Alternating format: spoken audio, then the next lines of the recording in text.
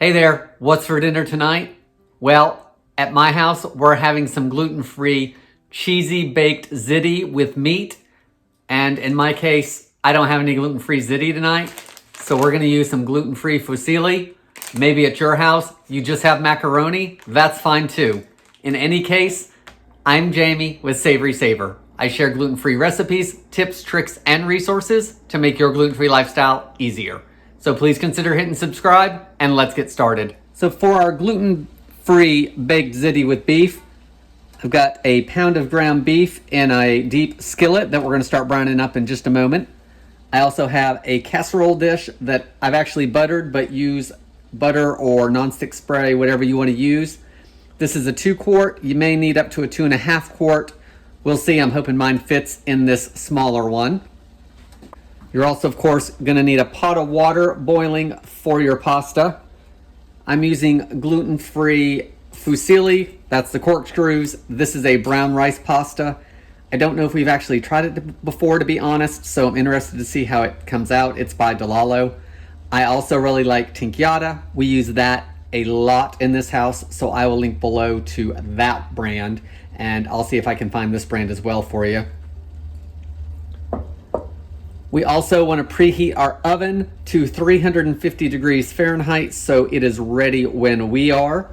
This really shouldn't take that long. We are going to undercook the pasta by a minute or two because it's going to cook a little bit more in the oven.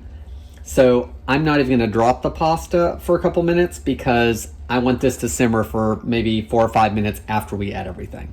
So let's start browning up our beef. I'm going to do it over probably medium-high heat, and I will cut it back as needed. I've got this meat chopper that I really like for ground beef and ground sausage. It works really well. It just breaks it up better. I don't have any oil in the pan. If you like to use a little bit of oil in your pan, by all means, go ahead. I think I'm going to get enough out of this meat, and I'm going to drain it after anyway. So I'm going to start browning it before I add my vegetables just to get some of that liquid out. So our ground beef has been browning up for about 5 minutes or so, and it's looking pretty good. I'm going to let it go for a minute or so longer, and then I'm just going to get some paper towels in there and soak up some of that grease. And then we'll start adding the rest of the ingredients. At this point, I'm also going to put my water on so my pasta can cook. So I'm going to bring that back up to a boil, and we will get this into the oven.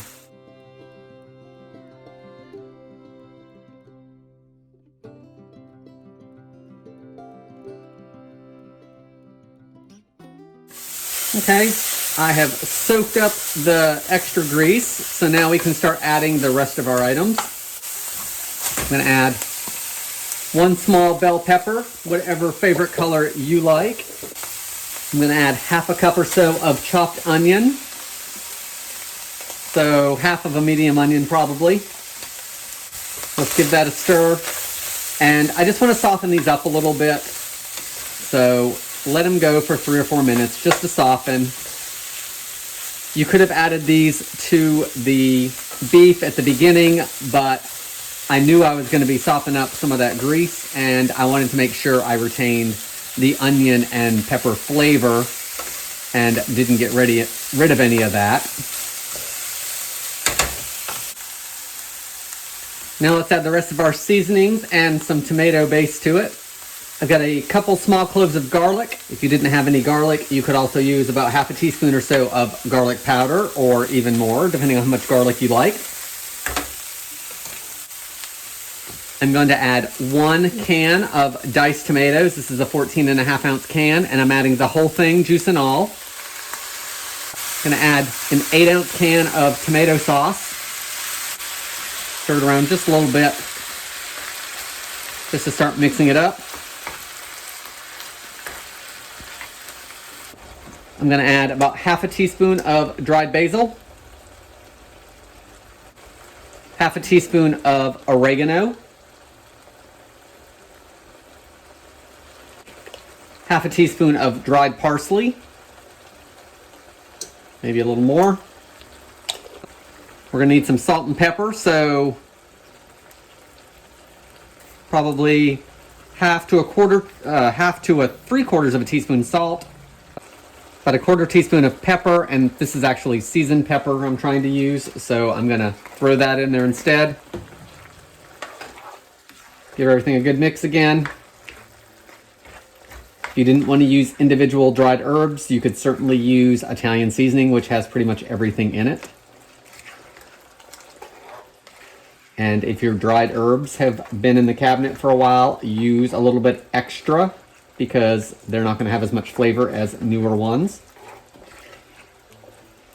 And I actually think I'm going to add a little more anyway because I can hardly see them in my mix.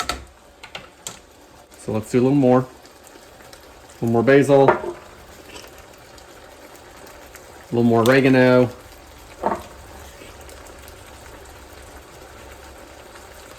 A little more parsley. Now I'm going to get my pasta into the water, and while the pasta cooks, I'm just going to turn this down to low and simmer it to thicken up the sauce. So once the pasta is done and drained, I'm going to move you guys back over to the counter, and we're going to put this into a casserole dish and get it baked.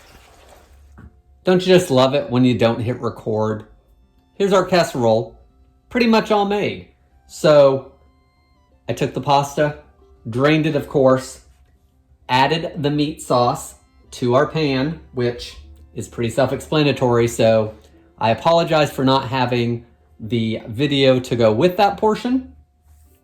It did fit into a 2-quart casserole dish that again had been greased.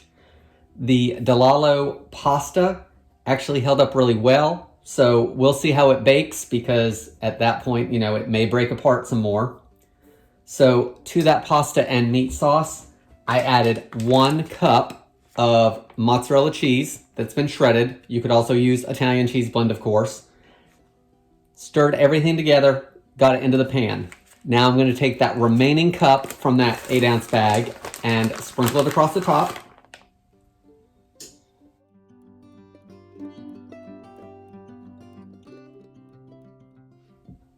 So our cheese is all across the top now.